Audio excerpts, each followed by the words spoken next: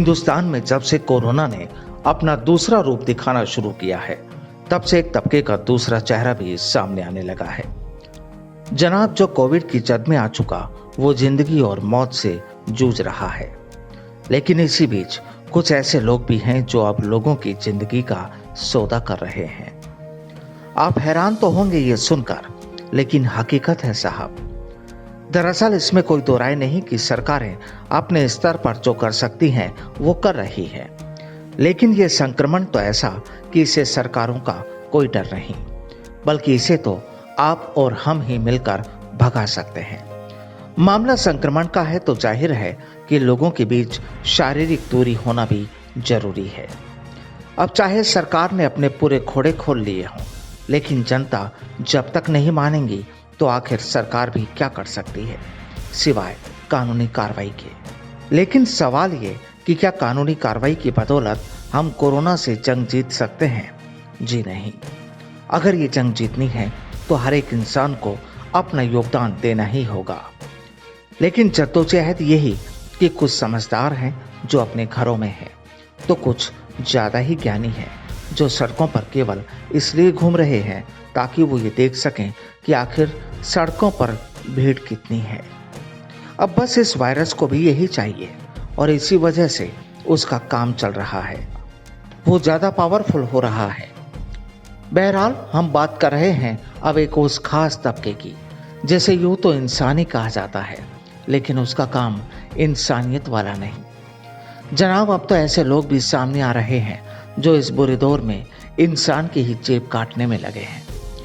अब एक तरफ कोरोना का शिकार हुआ व्यक्ति अपने घर या फिर अस्पताल में जिंदगी की जंग लड़ रहा है, तो वहीं कुछ ऐसे भी लोग हैं जो अपनी तिजोरियां भरने में जुटे हैं।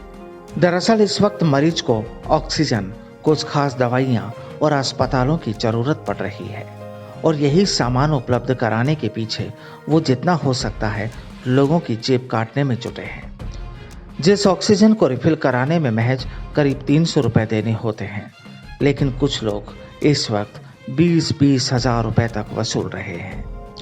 एक जो इंजेक्शन जिसकी कीमत करीब 2800 रुपए बताई जाती है, उसे तो बताया जाता है कि 40-40 हजार तक में बेचा गया।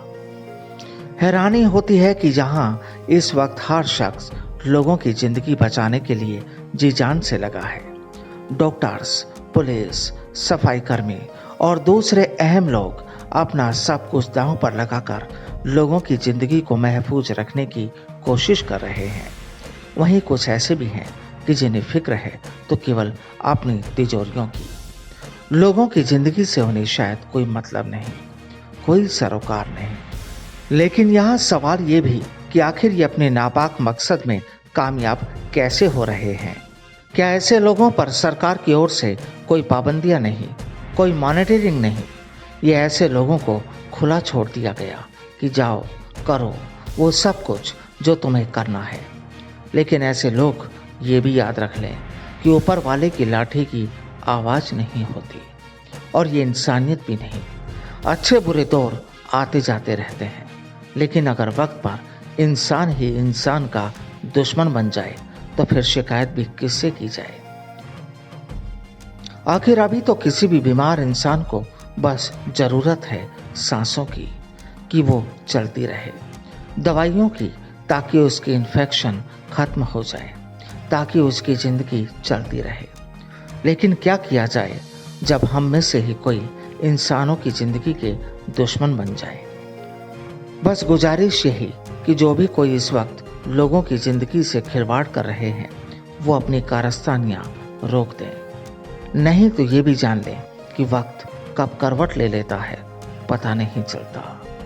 Bureau report, the fact India.